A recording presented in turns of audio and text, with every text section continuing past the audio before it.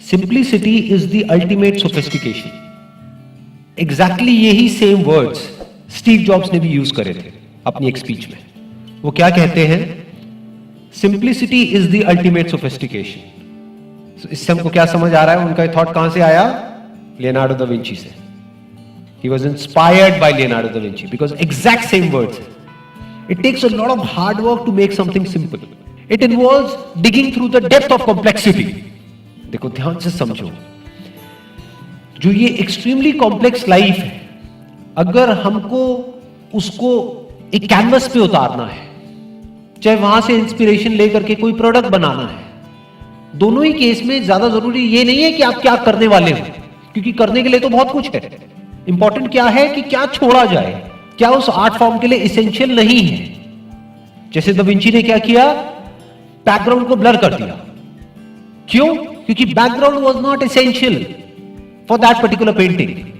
This is art. Same वही जो Steve jobs ने अलग तरीके से अपने प्रोडक्ट में किया, मैक में किया। जो भी नॉन एसेंशियल बटन्स थे उनको हटाते चले गए। धीरे धीरे आप देखोगे जहां से मैक शुरू हुआ था और आज जहां पर मैक है या एप्पल आईफोन है, वो सिंप्लिसिटी की तरफ बढ़ रहा है, ना कि कॉम्प्लेक्सिटी की तरफ। इनफैक्ट एक वर्ड में स्टीव जॉब्स की फिलॉसफी को अगर डिफाइन किया जाए, that is to keep things simple.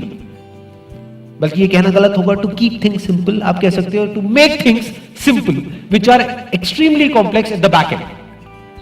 कि वो एक्चुअल में बहुत ही कॉम्प्लेक्स है, लेकिन बाहर से देखने में लगे तो बहुत ही सिंपल है, कि इसको तो कोई बच्चा भी ऑपरेट कर सकता है। ये अपने आप में टफ टास्क होता है। इसको अचीव करने के लिए, यानी कि इस सिंप्लिसिटी को अचीव करने के लिए, you need to have a great deal of intelligence.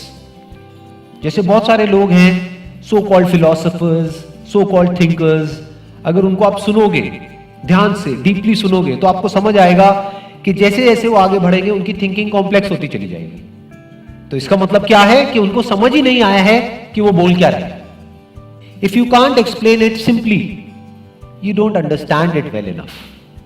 यही लाइफ का सबसे बड़ा चैलेंज है कि कॉम्प्लिकेटेड लाइफ को, या लाइफ की जो कॉम्प्लेक्सिटीज हैं, उसको सिंपल कैसे किया जाए।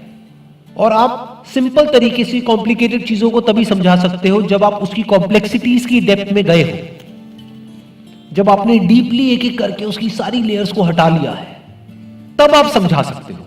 अगर आप खुद डीप में नहीं गए हो और फिर अगर आप किसी भी टॉपिक के बारे में समझा रहे हो, तो आपकी जो एक्सप्लेनेशन है that's bound to be complex, क्योंकि आपको खुद ही नहीं समझ आया, आप किसी और को क्या समझाओगे।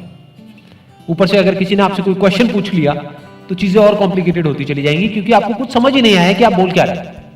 इनफैक्ट जितने भी पास्ट में फिलोसोफर्स हुए हैं, उसमें सबसे बड़ा चैलेंज यही था कि किस तरीके से वो देख रहे हैं, जो और लोग नहीं देख पाते हैं, उसको किस तरीके से कम्युनिकेट किया जाए सिंपल तरीके से कि सामने वाला समझ सके।